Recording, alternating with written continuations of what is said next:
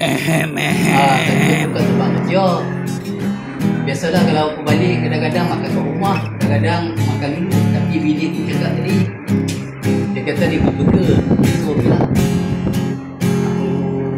makan burger lah yang dia beli tu.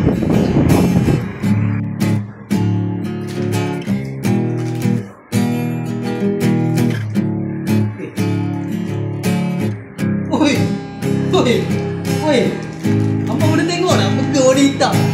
Ada aku burger warna hitam, bukan salah masak sampai hangui ni.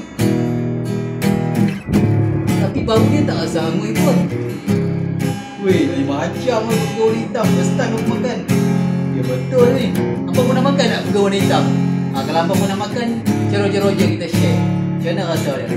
Apa beli kat mana? Dan rasa dia macam mana? Okeylah, kita try makan dulu. Bismillahirrahmanirrahim.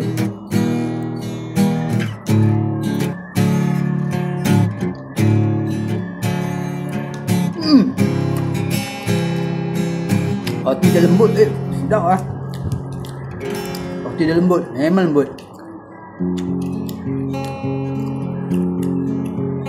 Umur dah dekat nak pencen dah, baru first time makan burger warna hitam. Burger ni baru kan warna hitam, tak ada kan burger ni. Siapa pernah makan burger warna hitam ni kan, share-share lah. Aku perak kot no.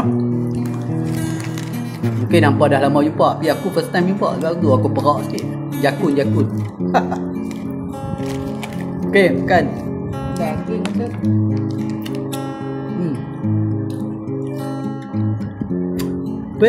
Memang sedap. Rasa dia macam tu rasa dia.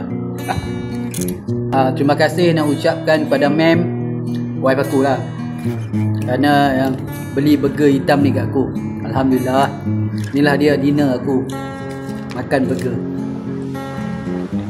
Babe, lepas makan burger kita minum ayam kopi ni pula.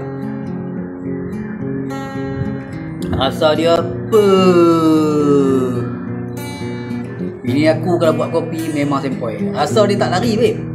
Kalau hang minum kopi ni, memang rasa dia tak lari daripada dulu sampai dah ni.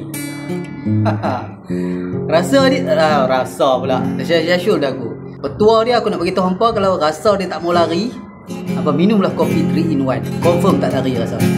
Itulah petua bini aku, 3 in 1. Minum